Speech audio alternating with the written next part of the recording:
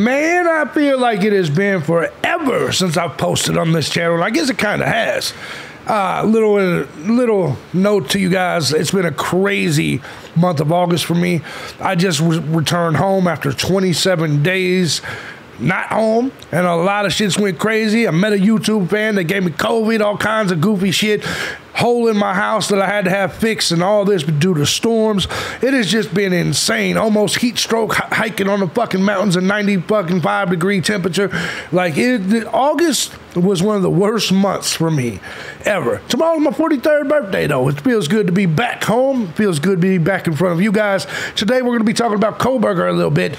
I know you guys, some of you guys have been waiting for me to return and give you my input on shit, so let's go ahead and get on into it. Let's do it. I'm JB Gunner. This is Crunch Time. Let's go.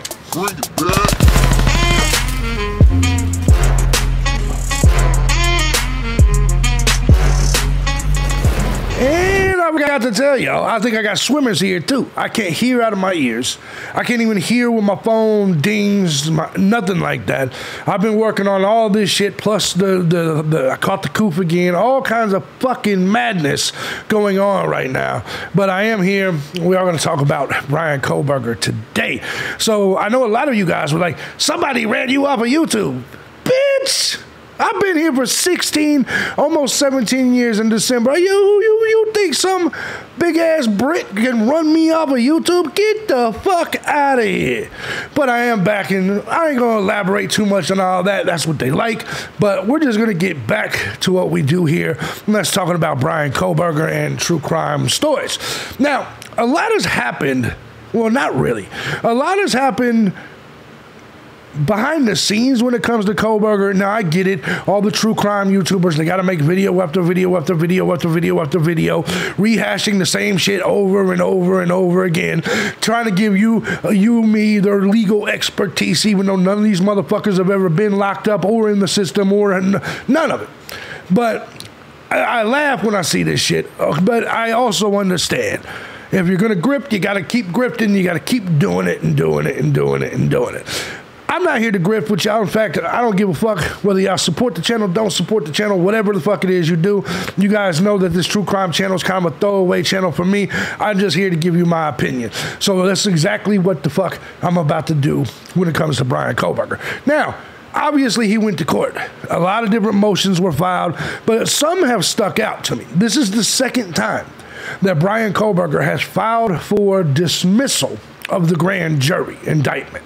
And I've told you guys before, I think this grand jury indictment was a complete farce. It was something to prevent a preliminary trial that would essentially be a mini trial where you would have witnesses testifying. Not just Kohberger's witnesses, but witnesses for the state. That would include probably Bethany and Dylan Mortensen and Bethany Funk. And they're not going to let that shit go down. No way, no how. Now, a lot of things have come out, and I know in the last video I did from the road, we talked about his alibi. I still think his alibi is trash. I know a lot of you guys have commented. You said, hey, I'm a retard that drives around at 4 o'clock in the morning by myself too. Well, sorry about you, retard. I think it's a horrible alibi, and I think it puts him at least a potential, not at the scene of the crime, but I think it gives him the capability to do it. If you're in a small town of 50,000 people and there's only 4 people driving around at 4 o'clock in the morning and you admit, hey, I'm one of them, and then 4 people are brutally murdered, you're pretty much a dummy. Now, I get it. His car was seen. People are saying that if his car is a newer car, I'm sure the GPS or whatever system is in his car is I don't know if there's a tracking system or how that shit goes. It could be very possible that he had to confess this minor part.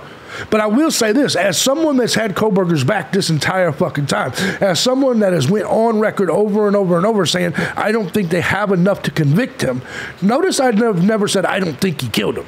I said, as someone that has been in this system and beaten cases, I do not believe that they have enough evidence at all to convict Bryan Kohberger. But what Bryan Kohberger just did was present an alibi defense with no goddamn alibi. And that, to me, is dumb as fuck. I said it in the last video. I'm going to say it again. You were better off just saying that you didn't have an alibi at all. And you didn't have to say anything at all. Because the truth of this is, the only reason you presented your alibi is because you're presenting an alibi defense. You could have just easily said, I ain't got an alibi. And due to the fact that you can't say anything that could harm you, they couldn't have made you to say that dumbass shit that you were driving around at 4 o'clock in the morning by yourself. The fact that you did that, it was dumb as fuck. But let's get to this, because this definitely interests me. Hold on there. So what we got here is a motion to dismiss indictment on grounds of biased grand jury, inadmissible evidence. See, I like this. Biased grand jury, which makes sense, because if you really think about it, if they were presented inadmissible evidence and all they got to talk to was the prosecution, then it would be a biased grand jury. Inadmissible evidence, lack of sufficient evidence, and prosecutorial misconduct. Ooh, that's a big one. And withholding exculpatory evidence. Jesus Christ. They are not letting this go. Ann Taylor and Bryan Kohberger must know for sure there is exculpatory evidence. And guys, that once again puts it right back to what I originally said. They do not have enough evidence. There's a reason they went to the grand jury. Because they don't want whatever's exculpatory to be presented. That's why they did not present it to the grand jury. That's why they had the grand jury to begin with. The bottom line is, I don't know what Ann Taylor and I don't know what Bryan Kohberger have. But at the end of the day, they have something that they truly believe can exonerate Bryan Kohberger. Now, I know all you idiots out there, you're like, but you don't know what the state has, JB. Yes, I do. We all know exactly what the state has. Remember in the very beginning of this, I told you the state wasn't going to have very much more than what they already presented in the affidavit? Doesn't it look like that now? Be honest. No matter how mad or you are at me, no matter how much you hate me now, which I don't care, you can suck my dick. Isn't it true that at this point in the case, all these months later, that I look correct when I say the prosecution doesn't have much else that you haven't seen? Remember I told you that as someone that's been through these cases, I know that the affidavit has about 85 to 95% of the prosecution's total case? Doesn't it seem like I've been right at this point in time? Because remember, Ann Taylor came out on documents and said there is nothing that connects Bryan Kohberger to this case. So that means your guys' theories that Bryan Kohberger had their IDs and shit like that, it's all been fucked up and stupid. It's all been wrong. I've been right this whole goddamn time. And I just came back, at least for this video, to explain to you guys how fucking right I am. Let's go ahead and get back to this. Says, comes now Bryan C. Kohberger, through his attorneys of record, and files a motion to dismiss indictment on grounds of biased grand jury. We already talked about that. The motion is based on the state's various violations during the grand jury pursuant to Idaho court. It's got the Idaho codes. So Ann Taylor at this point looks like she knows what the fuck she's talking about. So they've said all these different codes. Mr. Kohberger raises 24 issues in which are set forth in full memorandum in support of motion to dismiss indictment and its attachments. Oh, man. They've done this, and they've also, because you guys have fucked up so much in the media, they've also filed motions to get the cameras out of the courtroom. Here comes Bryan Kohberger through his attorneys of record and files that this is a motion to remove cameras from the courtroom. And I hope they do. I hope they do. Then what are all these true crime grifters going to do then when they can't? What are they going to do then? I hope that motherfuckers don't get to see a single minute of this trial, because the way you guys have painted Bryan Kohberger, you guys have went on to complain about the fact that the man gets to wear a suit into the courtroom. It is so ridiculous and stupid. And the way you guys have literally overanalyzed every piece of body language of Bryan Kohberger. The way you have disrespected him and his family. I hope they do. I hope they approve this. I genuinely do. Bryan Kohberger and files this motion to remove cameras from the courtroom for the remainder of the proceedings in this matter pursuant to his right to a fair trial and the effective assistance of counsel guaranteed him by the 6th and 14th Amendment. He's going to get it, too. He's going to get it. You guys done fucked up.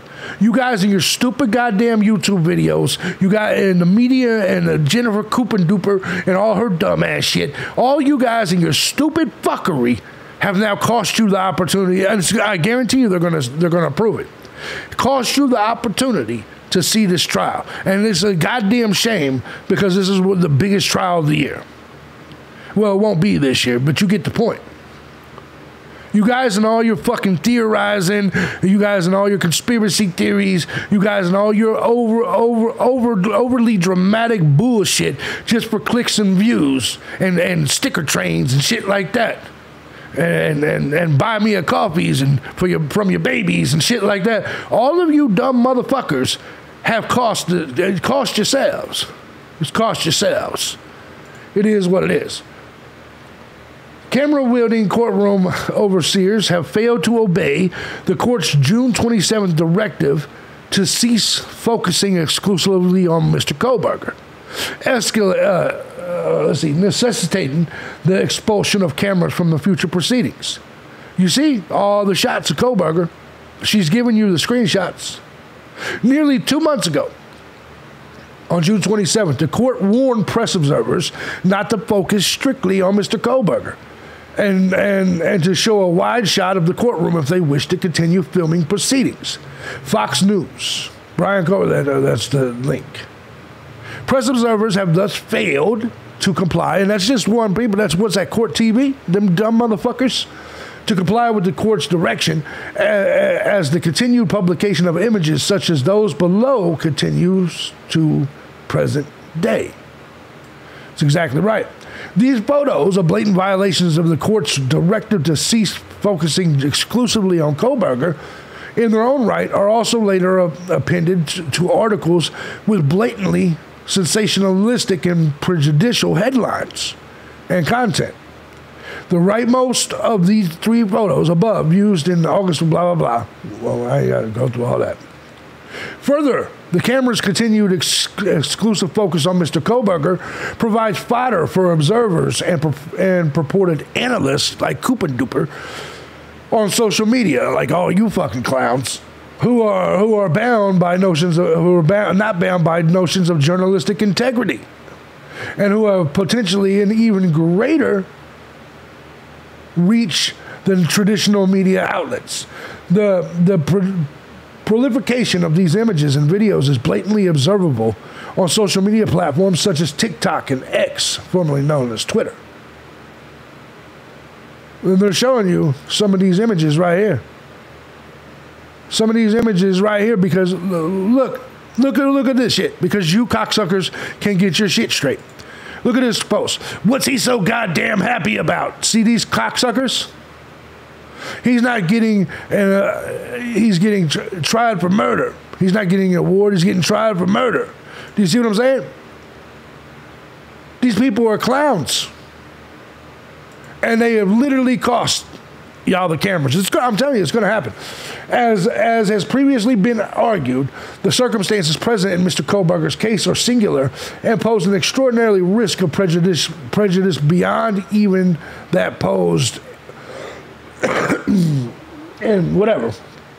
Observers' continued failure to comply with the court's June 27th directive compounds this problem and results in the potential jury pool's constant inundation with conclusatory accusations and sensationalistic nonsense, guided as factual reporting and analysis. Beautiful, ain't it? Whereas in Estes, the attendant risk of prejudice, hold on, where was it?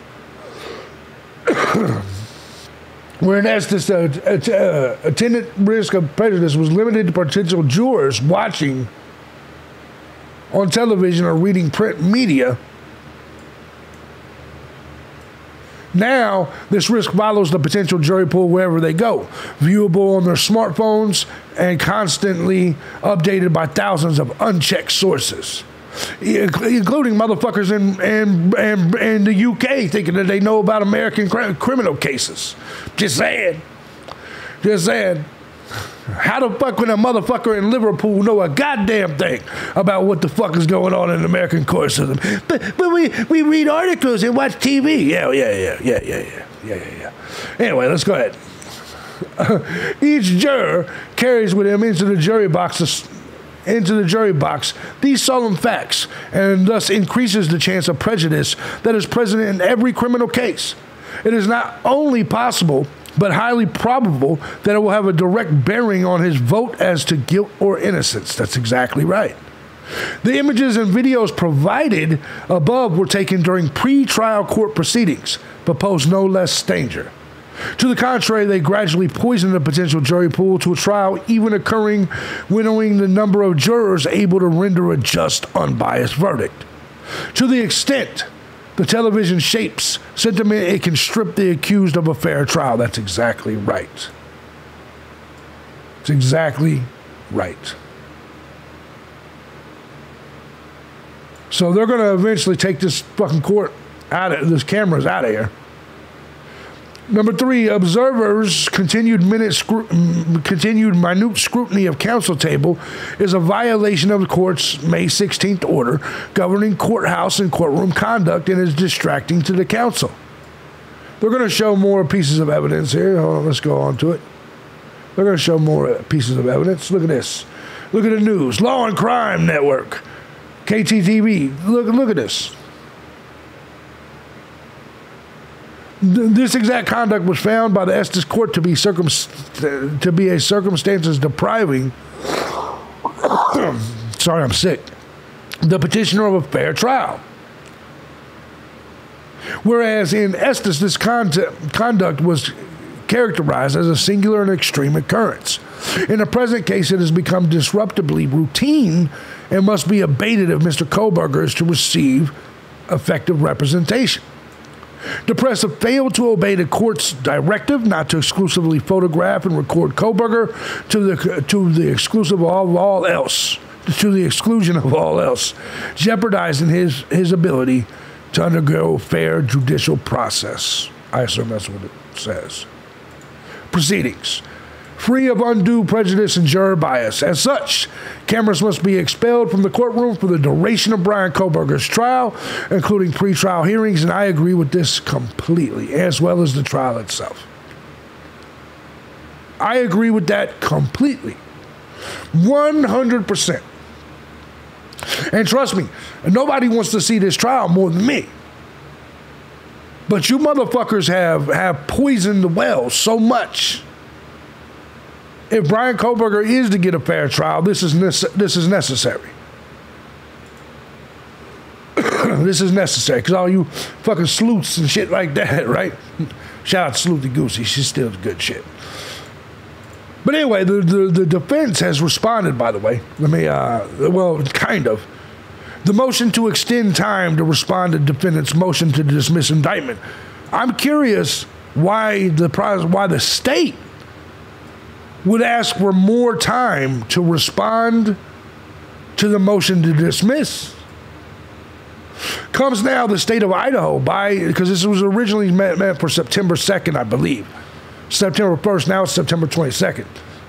Comes now the state of Idaho by and through the late prosecuting attorney respectively moves this court for an order extending the time for the state to respond to the defendant's August 23rd motion to dismiss. The defendant's motion was filed on the afternoon of August 23rd and was accompanied by a memo in support comprised of approximately 109 pages, 49 pages of which was made up of the defendant's arguments and the balance made up of various exhibits which include affidavits and other materials. Oh, shit. Among other things, the defendant's motion asserts detailed factual and evidentiary issues that will require not only review and submission of the entire grand jury transcript so the court is able to assess the defendant's claims, but as well as what appears to be complex scientific representations and disputes. Oh, shit. In light of the above, the state is unable to properly research and respond to the defendant's motion by August 30th, nor be prepared for a substantive hearing on September 1st. They then asked extend time for responding to the motion to Wednesday, September 14th, with any reply from the defense due September 20th.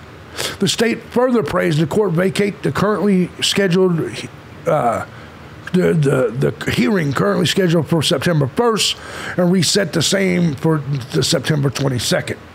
The state concurs that the defense's request that the grand jury motion be heard at the same time. Oh, shit. Consequently, the state praised that the hearing on the defense's prior motion to dismiss indictment based on burden of proof also be continued and set concurrently with the hearing on the defendant's August 23rd motion. The state has asked defense counsel whether they are agreeable to this request, and they have indicated they are in agreement. The state further requests that the court extend time and reschedule as requested without hearing, or alternatively set an expedited hearing on this motion to expend time to August 25th, 2023 because of the shortness of time. Well.